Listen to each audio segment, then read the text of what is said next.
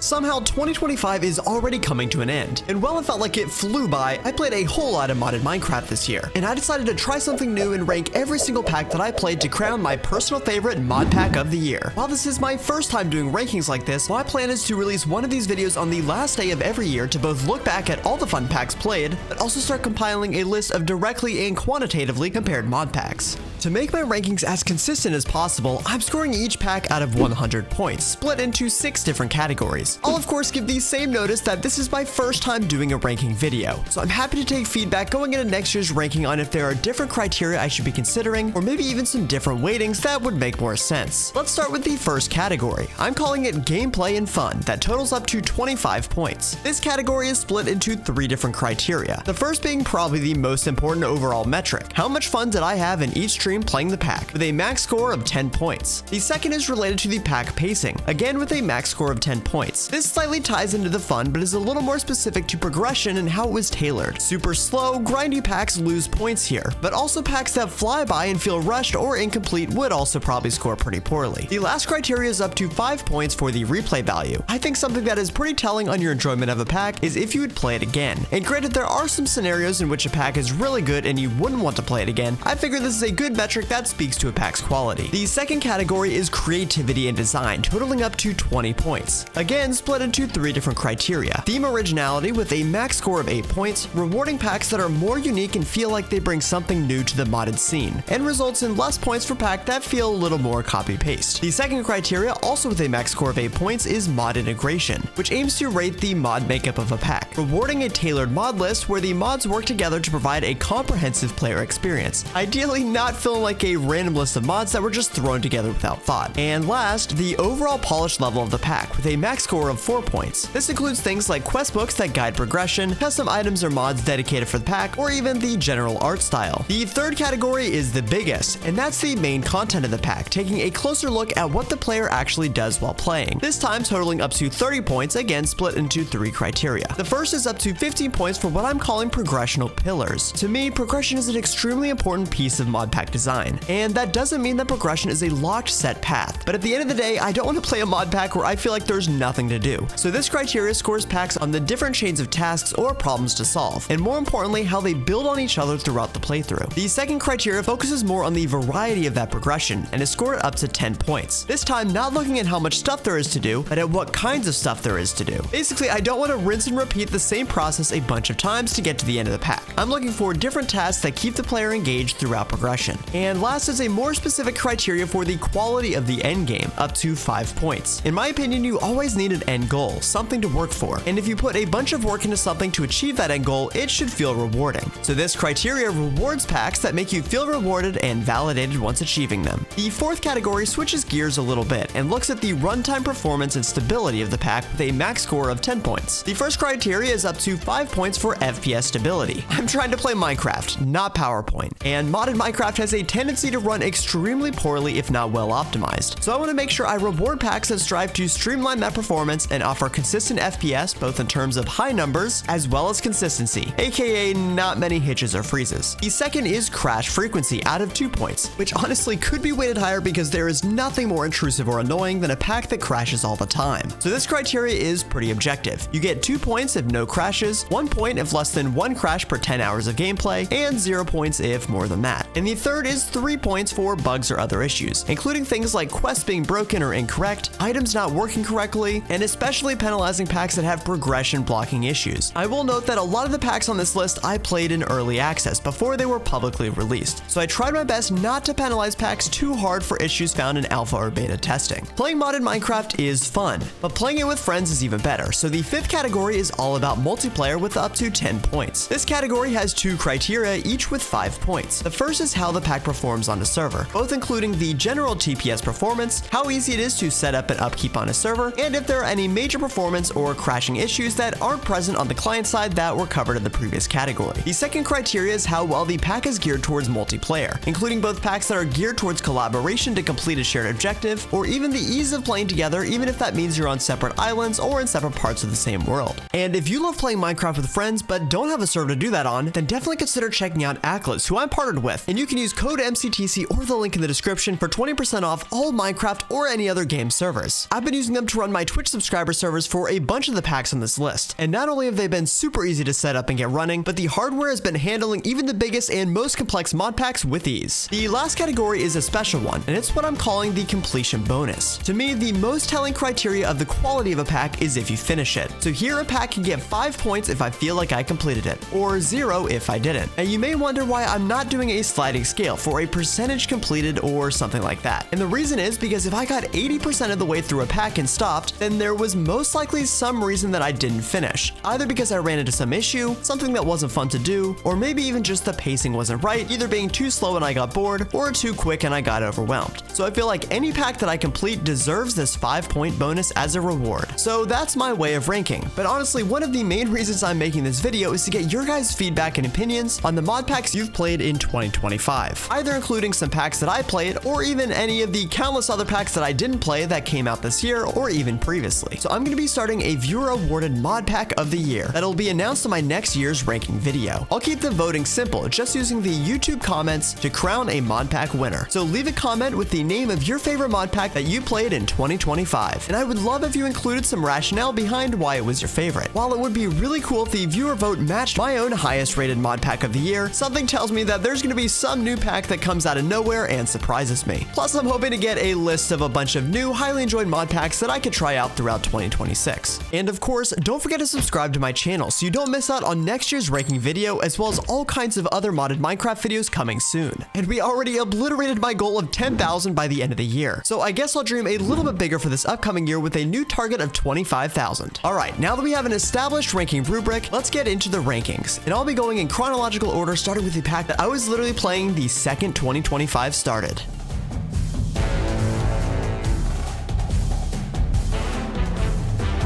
SkyFactory is one of my favorite mod pack series of all time, which I'll admit is largely driven by nostalgia. When I heard there was a 5th SkyFactory coming, I was cautiously optimistic that I would get a modernized version of that old school fun. But SkyFactory 5 takes a completely different path, at least for the early game, now being based around color, or to start, a lack of color. I think the idea of starting with a completely grayscale world and unlocking unique different colors as you discover new items in a skyblock world is a really interesting concept, and super engaging and fun. But after you get past that initial fun little minigame, to me it starts to feel extremely familiar to its predecessors very quickly. Additionally, in terms of replay, the process of unlocking the color really loses its novelty after you do it the first time. So I gave the pack a 15 out of 25 for gameplay and fun. For creativity and design, while this is the 5th SkyFactory in the most popular subgenre of modded, being a skyblock pack, it's obviously pretty difficult to break out of that repetitive progression line. But I will say the idea of unlocking colors is pretty unique and a fun new twist, even if that novelty rubs off pretty quickly. The mod list feels mostly intentional, avoiding a lot of fluff. But where the pack lost some points is just like the previous SkyFactory packs, there's no real quest book, and instead is replaced by an advancement book, which is a deliberate choice, more to give you some goals to check off along the way without giving you the map telling you exactly how to get there. The problem is, unlocking the colors requires a pretty regimented set of tasks that you have to complete, and while I was able to work things out with the help of Twitch chat, I could easily see how players could get completely stuck and give up before progressing too far. It's a 12 out of 20. When looking at the main pack content, I will give some props for the color system, both including its initial fun progressional minigame, but also the integration into using the colors as the main early game resource generation technique. But once you get past that point, it does kind of just feel like you're playing a kitchen sink pack in the sky. I will be honest, I didn't make it very far in this pack, so it was difficult to give an objective ranking on the end game other than what I saw in the achievement book, which seemed to be pretty similar to the previous SkyFactory packs. A bunch of large-scale tasks that I don't think give the same satisfaction as some of the other packs on this list. So all that resulted in a 17 out of 34 content depth. For performance, I honestly had a pretty perfect experience, both in terms of FPS and crash frequency, or lack thereof. Granted, I only played a couple streams, but hey, no main complaints here. That being said, because I did get stuck a couple of times trying to figure out how to unlock certain colors, and had to go outside the pack using Twitch chat to figure something out, I don't feel like I can give SkyFactory 5 a perfect performance score, and am subtracting a point. So that means a 9 out of 10. Just like the client-side performance, server performance was pretty excellent, even with all the color craziness that I expected to cause problems. But because it's all client-side, it worked flawlessly on my sub-server, and I had no crashes or issues with lag. But without a built-in skyblock builder, that means I had to do my own setup to allow people to spawn in and make their own islands, or set up teams to visit each other, which is a lot of extra work for something that seems to have become a default offering in all other skyblock packs. It's a 7 out of 10. And the last category, if it wasn't obvious, I didn't finish this pack, so no bonus completion points. And that leaves SkyFactory 5 with a final score of 60 points, which puts it in first place. And also, I guess, last place? So probably a good idea to get something else on the list. And the next pack we'll look at is something completely different, and something I was technically playing in parallel to SkyFactory 5 for a bit.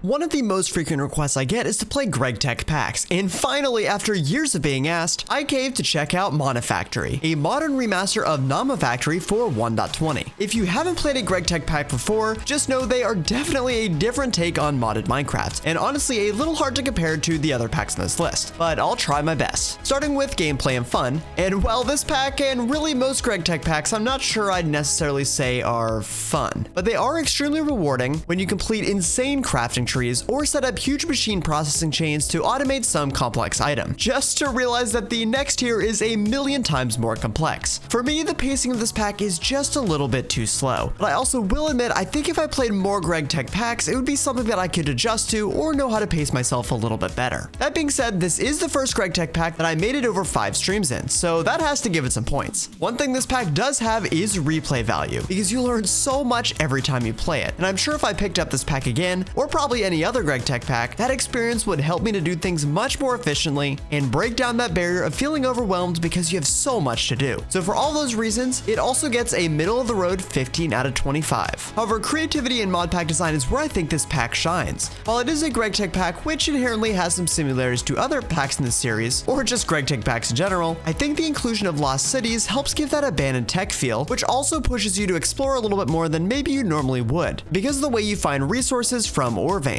More importantly, every single mod feels extremely intentionally placed, and you can tell there's a lot of work into the recipes and items that those recipes use to push constant progression, including some things like H&N that at first seem surprising but end up fitting perfectly. Additionally, for such a complex pack, the included questbook felt really good, and for a new GregTech player, it was extremely rare that I had to look something up or rely on Twitch chat, which is impressive given the complexity of glorp that I was doing. So I'm giving it an 18 out of 20. There is definitely no shortage of content in Monifactory, with over 10 different tiers of technology and lots of new items unlocked along the way, each making you feel a real sense of achievement, making your life a lot easier, just to realize that your next tier needs something even crazier. That being said, the variety feels a little bit rough, especially in higher tiers. To me, it really felt like I was rinsing and repeating a lot of processes each time I would go up a voltage tier, which made each level of achievement feel a little bit less rewarding the farther I went, but requiring even more work. For that reason, I eventually ended the series and moved on to something else. So that means I also didn't really make it to the end game, so I'm just giving it a middle of the road score for that criteria because it probably would have been great if I got there, but I didn't. So for content depth, it gets a 19 out of 30. Technically, Monifactory was and still is in beta, even though it's been out for almost a year at the time of recording. And with that in mind, the pack performs extremely well. My FPS was normally pretty solid, but as to be expected with a pack of this size and so much going on, there were occasional freezes or drops below 60 FPS, especially when loading new chunks. I also had a couple of crashes related either to the multi-block assembly or UI's breaking, but for a beta pack, I ran into no real bugs or issues that halted my gameplay, and even on those crashes, I had no issues once rejoining the game. It's an 8 out of 10 for performance and stability. Multiplayer also gets an 8 out of 10, which was mostly scored not out of personal experience, but because of some research of others' experience both on Reddit and in the Discord, where server performance seemed to be pretty solid, with occasional issues similar to those that I experienced in single player. I do think this pack would be a solid one to play with friends and probably would help to keep you a little more motivated throughout the seemingly endless amount of progression required. But once again, no completion bonus for this pack. But hey, I will say, if there's a bunch of interest in me playing another GregTech pack in 2026, definitely let me know in the comments section or in my Discord and I'll potentially consider it, especially if there's one that's a little bit newer. So adding everything together, that gives Monifactory a respectable 68 points out of 100, moving it into first place with a decently sizable lead ahead of SkyFactory 5. January was a busy month though, because those two aren't the only packs that I played to start the year. There was one more that still pushed for a lot of automation and progression, but through a very different lens.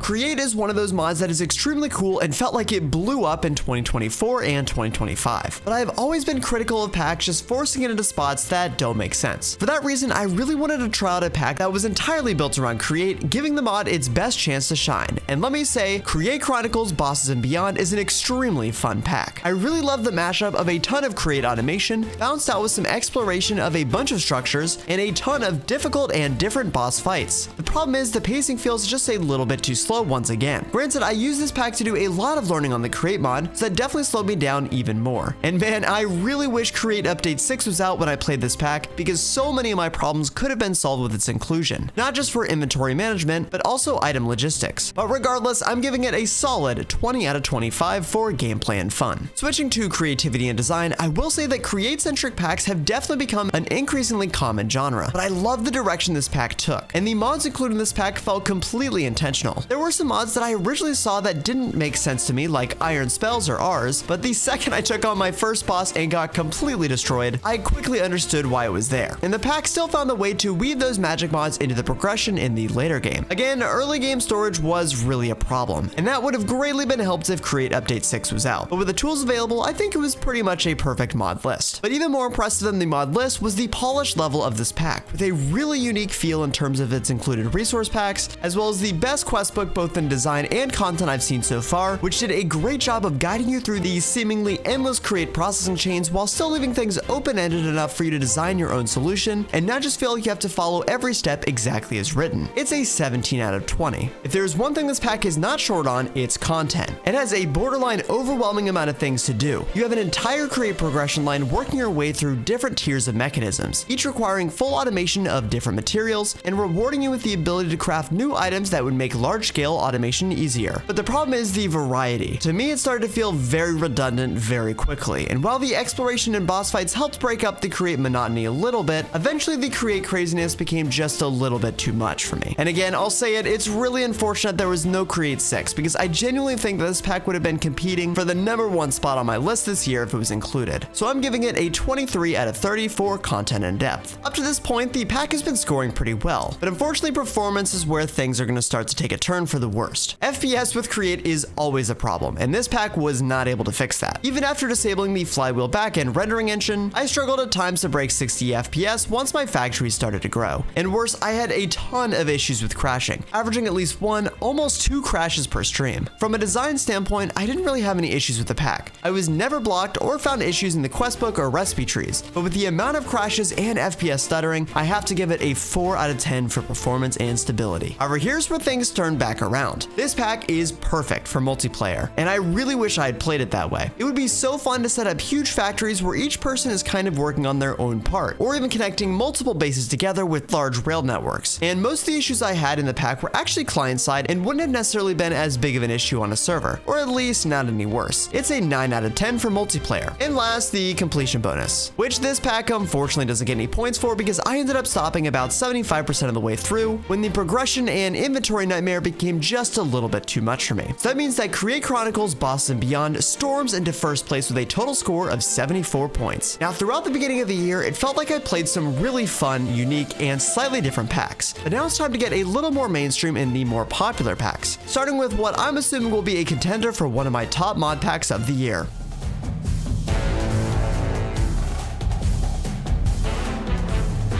I'll be honest, the original OceanBlock was not my favorite, so when I heard there was a second version coming out, I wasn't exactly excited. But during early development, I was ensured that this pack would take a little bit of a different direction and be more up my alley. And boy, were the devs right. Something about OceanBlock 2 was just so fun. Whether it was exploring a whole bunch of random structures with some pretty nice loot, or using some new mods in different ways, it felt like I was always doing something new and fun. And honestly, a big part of that was the pacing of progression. This pack to me felt like it was the perfect speed, jumping from mod to mod, including my first time ever using Aura Tech, as well as not getting stuck doing anything that felt too grindy. Plus, the ending of this pack was a whole lot of fun. I definitely could see myself playing this pack again, and I think the inherent randomness of your spawn could drastically change how you play the pack. I do think that the knowledge about the rifts would change the order in which you do things to target some specific loot that you can get, but the ending would most certainly lose some of that excitement once you know what's going to happen. OceanBlock 2 starts out with a very strong 21 out of 25 for gameplay and fun. In terms of creativity and design, design, once again we have a sequel to a previous popular pack. And while OceanBlock isn't a skyblock, it basically is. But I have to give OceanBlock 2 some points here because I think there was a lot of effort to make this pack feel unique, both in the mod choices like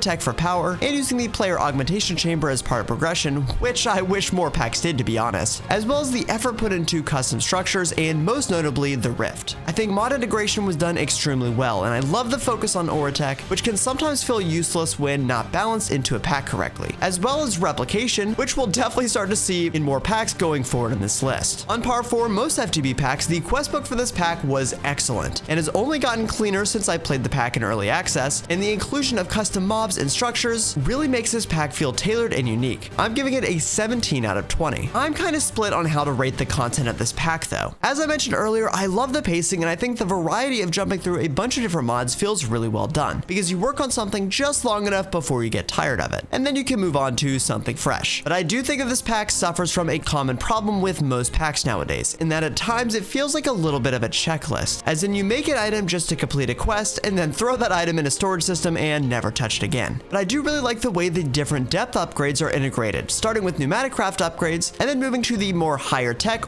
Tech augmentation chamber. I also love the introduction of the Rift. To me, it felt so fun to unlock the ability to enter the Rift and not just have the challenges of surviving, but also some loot that actually felt worth it to go out of my way to get. It definitely gave me some Vault Hunters vibes, having a certain amount of time to get in and out, and while I won't spoil the actual ending, let's just say it feels pretty fitting. All these results in the highest content score yet, a 24 out of 30. For performance and stability, I honestly have no real complaints or major compliments. The pack ran as I would expect a pack with over 300 mods to run, and handled chunk loading even with so many custom structures pretty well. And I actually had no client-side crashes my entire playthrough, which is extremely impressive. But unfortunately, I did have a handful of issues throughout the series, either with things not working correctly or quest or progression things getting bugged out, especially the final Rift fight, which was essentially unbeatable without using some commands to reset the amount of mobs that got spawned in. Of course, I played a large portion of this pack in early access, so I won't be as harsh as maybe I would have been if I was playing a fully released pack, since I'm sure most of this has been cleaned up by now, but I also can't give it a perfect score, so it's a 6 out of 10.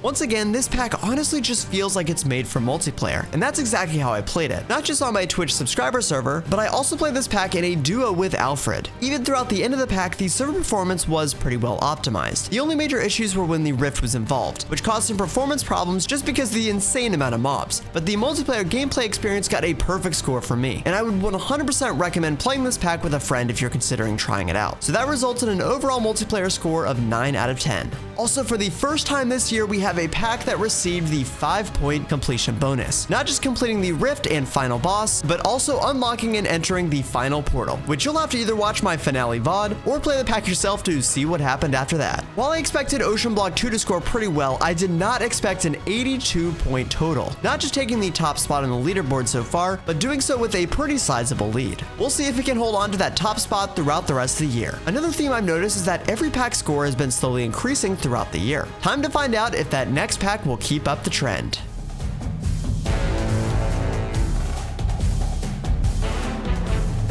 All the Mods has really stormed into one of, if not the most popular mod pack series right now. And as soon as mods started flipping over to Minecraft 1.21, it was only a matter of time before ATM10 made its appearance. And I will admit, there is something just inherently fun about ATM packs, and I honestly can't quite explain it. I think the completely overpowered feeling you get at the end with unobtainium and the real achievement of making an ATM star has something to do with it. That being said, there is no real pacing outlined in the pack. It's mostly a kitchen sink pack with an end goal, so you can play things however you want, which does mean that there is some inherent replayability since it's very open-ended, so you can really do whatever you want, especially if playing on a server. But at the end of the day, the star recipe is the star recipe. So whatever starting point you choose, you're going to get stuck at the same ending chain of machines and recipes if you're gonna make the star. I'm giving it an 18 out of 25 for gameplay and fun. Creativity and design is a little bit tougher to grade. At the end of the day, there is not a lot new here. It's the 10th pack in the series, and there isn't much curation in the pack, which is most definitely a kitchen sink pack and and while it doesn't have every single mod, it definitely lives up to its name with 523 mods at the time of recording.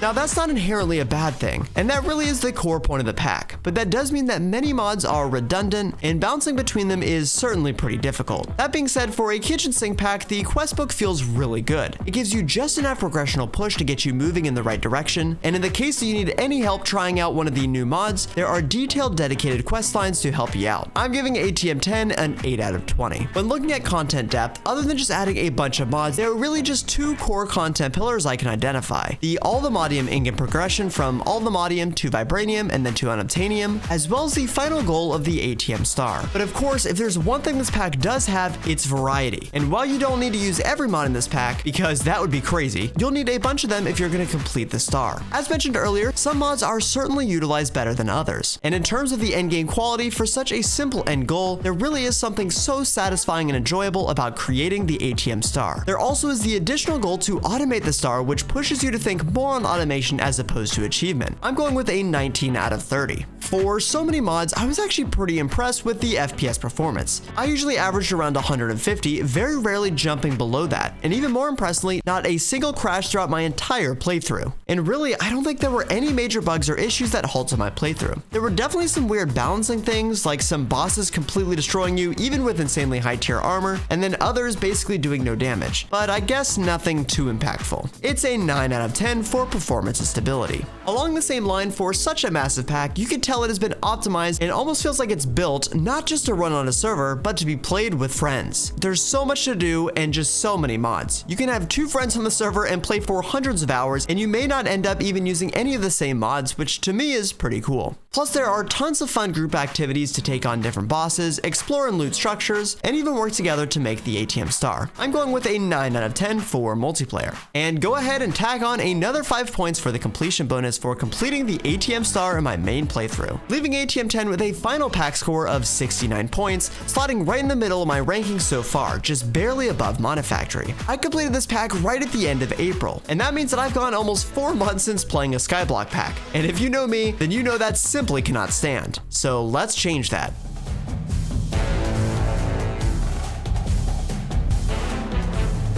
Project Nope Zone is a follow-on pack to one of my favorite mod packs of all time, Project Ozone 2. This time, it's more of a combination of the other major projects by the same mod pack author, Cazador Sniper, including all 3 Project Ozones and Air 404. And oh boy, does it live up to its name, because Nope is about right. Just like the previous Project Ozone packs, this is a heavy progressional Skyblock pack, but now including a ton of slightly painful side effects and a touch more grindy. Luckily, I do think the beginning game pacing is pretty quick, and it's nice that you move on from Ex Nihilo to a cool ore generation technique using different base blocks in cobblestone generators. But the pacing definitely slows down pretty quickly, because you'll also be making a ton of different seeds from resources that you'll need to upgrade to max stats, and also a whole bunch of singularities and neutronium if you want to get into the end game. So with all of that, gameplay and fun gets a 15 out of 25. While this pack is essentially a 4th in the Ozone series, I know it's technically not, but close enough. And also a Skyblock, there definitely is a different direction taken here in a lot of different facets. Unfortunately, a lot of these new mechanics are more annoying to the player than they are engaging, like no natural regen, damage when in water, or getting set on fire just by looking at lava. But at least you can tell there is a bunch of thought put into the progression system, and how each mod both work together and build on top of each other. Like the natural unlocking of mystical agriculture as soon as you start needing more widespread resource automation, and then the eventual switch over to RF Tools Dimensions once you need an even crazier amount of resources for singularities. And the quest book, while not super pretty or anything, is laid out nice enough to walk you through each step along the way. I'll go with a 13 out of 20 for creativity and design. As for most packs by Kaz, there's a whole lot of content here, which is most obvious with 18 different chapters of progress, each walking through a major mod building to the final special book. I won't repeat myself too much from the previous section, but there certainly is a lot of thoughtful progression through different mods, which feels like a mostly good pace, until you get to the end where there is a really harsh increase in grind to make the infinity ingots and singularities. I mean, a taco singularity? Seriously? While the tools are there to get it done, that's where things just got a bit too much much for me. Regardless, content is content, I guess. So content and depth is a 24 out of 30. Just like the thought put into progression, it seems like there's a lot of effort put into the performance optimization, with extremely solid FPS numbers throughout my entire playthrough, which of course is helped by the pack being a skyblock. Also, even while I played this pack entirely while it was in beta, I had no crashes, but I did have a couple progression blocking issues thanks to bugs or even just misses or oversights in the configs. But again, I won't be too harsh since I'm sure most of this was cleaned up while the pack was in development and is hopefully good to go now that it's been released. It's a 9 out of 10. I really don't know how to rate multiplayer with this pack since I didn't put this on a server myself and I haven't seen much conversation about it on Discord. But my take is I'm assuring it would run averagely well, except for the end game where I'd sure you'd start to see some runtime issues if everyone is setting up a bunch of RF Tools worlds that are chunk loaded all the time. But it's hard for me to take too many points off without any experience, so I'll just go with an 8 out of 10.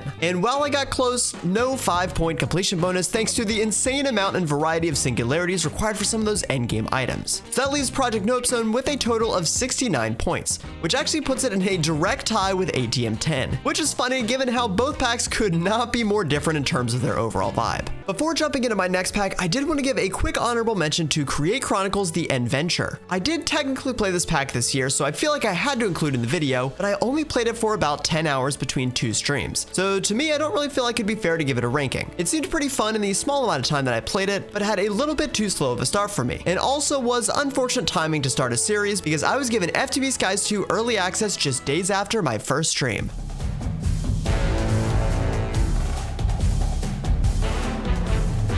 As for what will make a common theme with the FTB packs that I played this year, when I heard we were getting a second FTB Skies, I had mixed feelings. I actually didn't really enjoy the original pack and ended up moving on pretty quickly. I did, however, really enjoy FTB Skies Expert, almost completing the entire thing. It would have definitely been one of my top 3 packs of 2024 if I had made one of these last year. And FTB Skies 2 fell somewhere in the middle. More fun than the original, but still felt a little slow and disjointed. The beginning of this pack specifically was extremely controversial, using some new FTB mods and switching up the normal ex nihilo skyblock start using some interesting mechanics like jars and fake grass, which I was not a fan of. One additional new mechanic was the introduction of 2 resource generation techniques, joining the normal create sifting with fishing and mystical agriculture, and my personal favorite, geodes. While I guess that adds a little bit of replay value, allowing you to take some different paths out of the gate, honestly they kind of all blend together anyways, since you pretty much have to do a little bit of all 3 to automate all the resources. Unfortunately, that left FTB Skies 2 with the worst gameplay and fun score so far with a 14 out of 25. For creativity and design, I don't necessarily think I can give this pack too many points on originality. It's a sequel and a skyblock, one of the most popular mod pack themes. I do think the inclusion of some newer and different mods and the FTB pyramid being the final goal added enough of a new twist to keep me interested, but as much as I hate to say it, it didn't really feel like there was a lot new here. The mod list also suffers from some bloat in my opinion, and there isn't much interplay built into a lot of these mods, meaning some mods end up just completely overpowering other mods, like Mechanism, which usually does that to any other mod whenever it's included. The questbook does, however, still have that FTB polish, super detailed, and a nice shop system that gives a little bit more worth to completing quests. It's an 11 out of 20. There definitely is a decent amount of content included in the pack, including some fun custom structures to explore, and of course a bunch of mods that you'll need to progress through if you plan on completing the end objective. One controversial content pillar required is Oratech particle acceleration, which I actually think is a really fun mechanic and I enjoy setting up. But man, some of the recipes required absolutely insane setups, meaning you either need a slightly crazy intersecting double ring, or you can do what I did and just make an insanely large ring needed to get up those crazy high explosion power requirements. For me, the challenge is that some pyramid requirements are insane, requiring mastery of mods like Oratech or Mechanism, and then other things are literally just crafting a low tier item from a mod, which feels like a chore as opposed to a logical next step. I do, however, think the inclusion of the FTB pyramid here as the final goal was a great choice. It does feel a little more disjointed than something like the ATM star, but I always appreciate some type of physical indicator of your progress in the pack, and you definitely get that feels good moment once you complete and activate the pyramid at the end. I'll give a 17 out of 30 for content depth. Switching to the more positive side, the performance of this pack is excellent, as you would expect for a skyblock pack, easily staying over 120 plus frames with shaders pretty much for my entire playthrough, and better yet, no crashes the entire time. Early access did create a couple issues for some of the early game content, either not working correctly or just not being clear, but overall once it got going it was was pretty smooth sailing, resulting in an 8 out of 10 for performance and stability. The multiplayer experience was pretty much perfect. Once again, FTB packs, especially StoneBlock packs, are built around multiplayer, with a built-in hub and StoneBlock builder making server setup extremely easy. And I had no issues with performance on my Twitch sub-server, which was probably my easiest and best performing server of the year. I've given the pack a perfect 10 out of 10. And after 14 Twitch streams, I also completed the final goal, the FTB Pyramid, which means this pack gets the 5-point completion bonus. Unfortunately, the slow start in the first couple of categories doomed FTB Skies 2, resulting in a 65-point total, which puts it in second to last place, above SkyFactory 5 but below Monifactory. So that's 2 StoneBlock packs in a row. Surely for my next pack, I was burnt out on StoneBlock packs and wanted to do something different.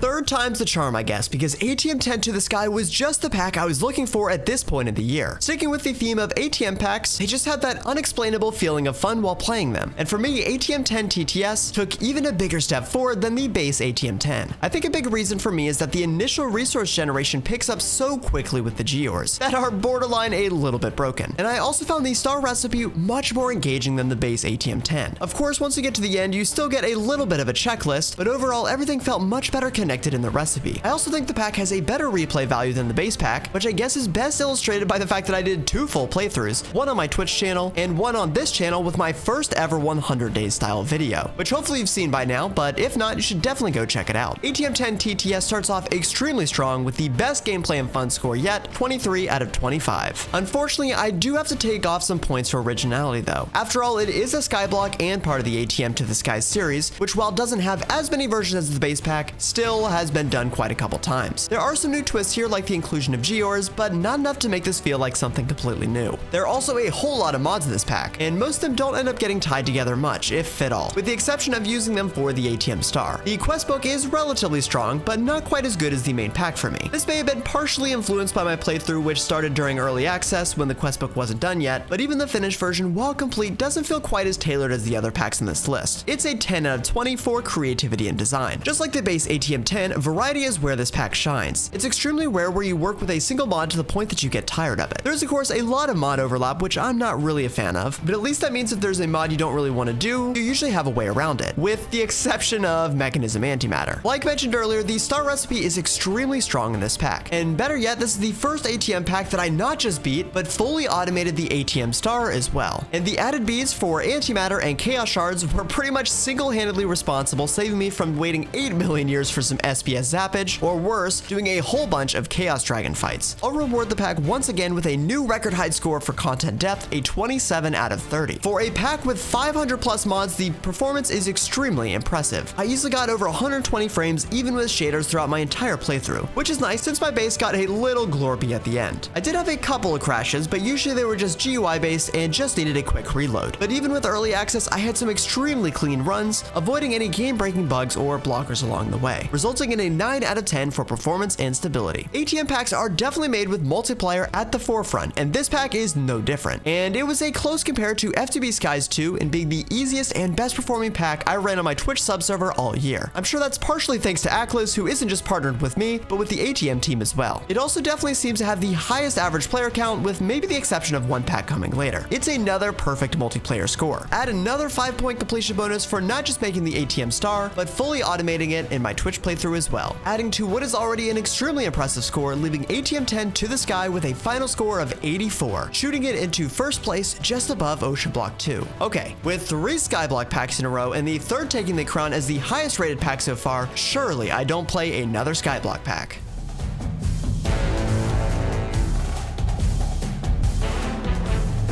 Well, Techopolis 3 isn't technically a StoneBlock because you could play it in a bunch of different game modes, but I may have chosen StoneBlock anyways. This was really the first of the Opolis packs that I played extensively, and I have to say I was really impressed overall with the individuality and effort put into making a truly tailored pack full of rewarding progression. That being said, the early game pacing felt very slow. Smoothstone specifically was pretty painful, but once you get over that initial hump, the middle game may be the best pacing I've seen in a pack in some time, with lots of new chains that actually feel rewarding rewarding once you move to the next tier of Technium. But unfortunately, that pacing slows down pretty dramatically once you get to the end game. It feels like it has just one too many tiers before breaking out of that repetitive cycle. I'm not sure I'd want to replay this pack because I think resetting up those early game progression chains would be a bit painful. But the pack does offer a bunch of different world types that could make the game feel a little different the second time around. Especially if, like me, you played the Skyblock to start, where I'm sure playing this pack in a normal overworld would feel pretty contrasting. I gave gameplay and fun a 16 out of 25. For creativity, I was extremely impressed. Granted, this is the first time I've played an Opolis pack, so I don't yet know how similar Techopolis 3 was to the previous in the series. But to me, even being a Skyblock, this pack felt extremely distinct, both in its mod selection and progression style. Put on top of that with multiple game modes available, including both Overworld and Skyblock versions, or even Octagon. But the true strength of this pack is the mod integration. Every single mod feels perfectly refined and builds along with you, including the research system, which feels so natural, and a pretty much perfect quest layout that works alongside a bunch of custom multi-block structures and pack-specific items that are worked in just right, resulting in an 18 out of 20. There honestly feels like there is non-stop content, each building on each other with meaningful and rewarding gates, progressing into more complex mods the further you get into the game, and does so by avoiding that checklist style that a lot of other packs lean into. I think the early game progression feels vastly different, jumping from the custom mining and washing mechanic to ender mining and mechanism. But unfortunately, the Technium ingots start to feel a little repetitive once you get to the final tiers, always requiring the previous tier and 8 other items. I do like the mechanic of building different multi-block machines for each tier, but I wish there was a little more variety in shape, block palette, and more importantly, how they function. And unfortunately, for that reason, I didn't quite make it to the end, because that repetition got to be just a little bit too much. So for that reason, content and depth gets an extremely solid 26 out of 30. Pack performance was relatively solid, until I got into mechanism, which caused a whole lot of frame problems, especially the thermal evaporation chambers with shaders. But once I got them to full capacity, my frame shot back up. I also had one pack crash in over 70 hours of gameplay, and no major issues or bugs during my playthrough. Granted, I played it many months after it was released. It's a 9 out of 10. While I didn't play this pack on a server, given the size of the pack, I expect you would need something pretty beefy if you had 5+ active players. Luckily, it feels well optimized, so I'm assuming performance would be relatively okay, and I do think that this pack would be a lot easier to play in multiplayer, splitting the workload and helping reduce some of that repetitive feel, but definitely not the same polish put into multiplayer server setup and management as FTB Skies 2 or ATM10 TTS, so I'm giving multiplayer a 7 out of 10. While I made a pretty good effort, I did end up stopping after Ultimate Technium, so that means no completion bonus, and leaves Techopolis 3 with a total score of 76 points, slotting right in between OceanBlock 2 and Bosses and Beyond. Okay, 4 Skyblock packs was even too much for me, but luckily my next pack was basically the complete opposite of a Skyblock, removing the sky completely.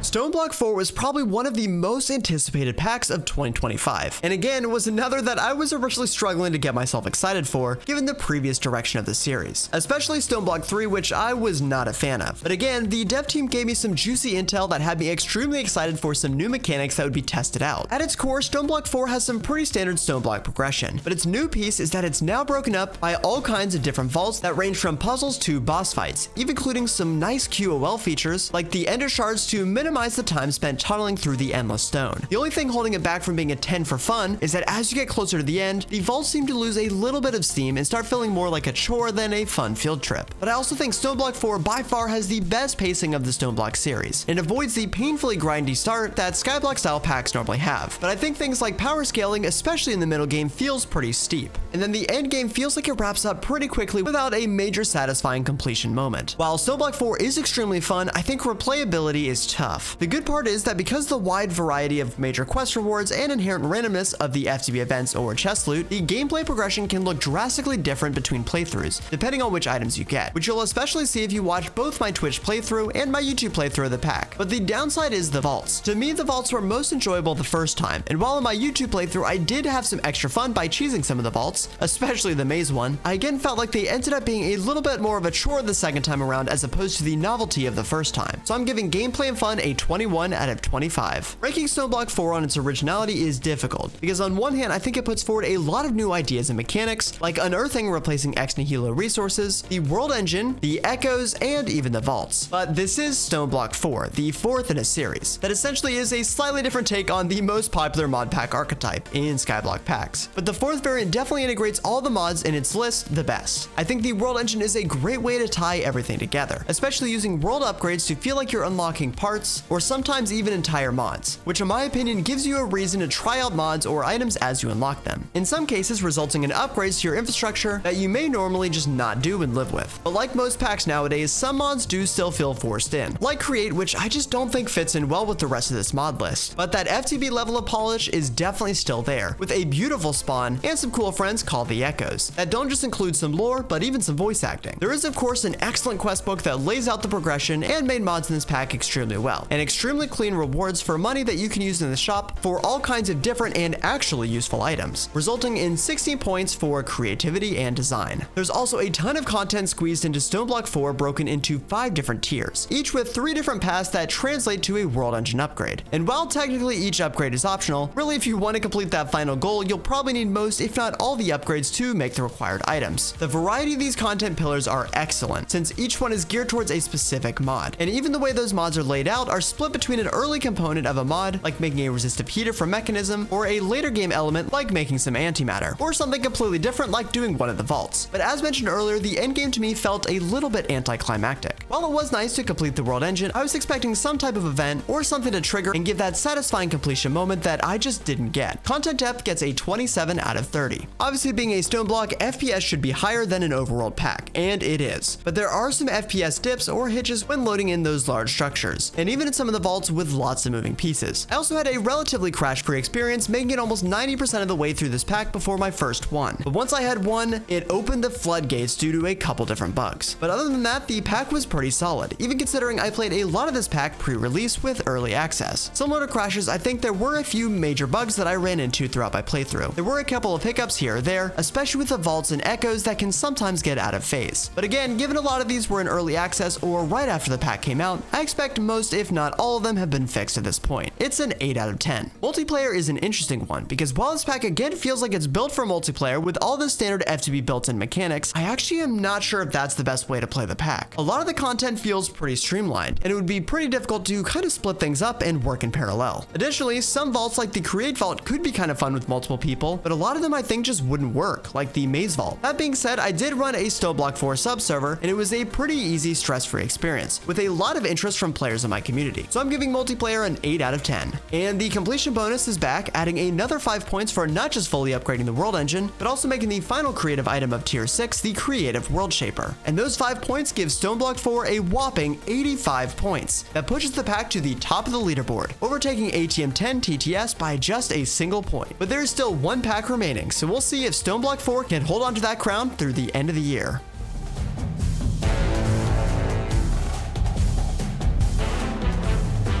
Craftoria is actually the pack I'm currently playing on my Twitch streams, and so far it's been pretty fun. It does have some quirks which I'll talk through later that can be a little bit painful at times, but usually there is always something fun to do, whether it's working through that next mod, doing some building, or exploring a whole bunch of structures scattered throughout the world. I will note though, I am taking off a full point just because of those freaking apotheosis bosses that seemed like they spawned every 5 seconds and would one-shot me through walls until I got up to like 70 hearts. And honestly, there really isn't any pacing inherently included in the pack. It's kind of just a free-for-all that does give you tools to do whatever you want to do, but also means that you have to have some idea of what that is. Gameplay and fun gets a 17 out of 25. Creativity and design is a bit of a tough one. While I can kind of see the vision, there doesn't really seem like there's much new here. The mod collection has all the mainstay tech mods, but the focus is most definitely on world design and exploration, with tons of mods adding lava structures and different bosses. As such, the mods feel pretty disconnected, and with no major progression path to tie them together, it's up to the player to go out of their way to pick up the next mod to start using. I don't necessarily think that's a bad thing, especially when the goal here is to be an open-ended pack to build and explore, and the design of the quest book and even the almost 30 included resource packs gear the player towards that goal. And while that means it establishes a very adventure RPG art style, it also included some resource packs that I really was not a fan of, like Faku's resource pack, which changed a whole bunch of the vanilla item textures and honestly made them unrecognizable. And worse yet, I couldn't disable it in game and had to delete the file itself in order to revert the textures back to vanilla. vanilla. I'm giving Craftoria a 13 out of 20. For content depth, honestly, a lot of what I said in the last section follows suit here. I will note that the mod list actually seems to do a pretty good job of avoiding mod bloat, and while there isn't a whole lot of prescribed content pillars, which again isn't the point of the pack, instead it executes creating a playground for playing with friends and exploring a fun world and building, or potentially stealing some pretty cool bases. While there is a bit of an endgame goal built in with a cosmic injector made up of a bunch of endgame items, most specifically from MI, I'm not sure I would necessarily say it feels tailored, and I find it really hard to believe the average player would be able to work their way there without any in-between guidance. But hey, maybe making that injector isn't meant to be the main goal for everyone. After a lot of back and forth, I ended up on a 20 out of 30. Unfortunately, this pack does have some extreme FPS problems, especially when loading into the game or loading large amounts of chunks, which is a shame since exploration is such a big focus in the pack. Additionally, this pack took almost double the time to launch than anything else I played this year. I also have dealt with a whole bunch of crashes in just a couple streams so far, and ran into a couple bugs along the way, resulting in insta crashes or things just not working. Performance and stability gets a 4 out of 10.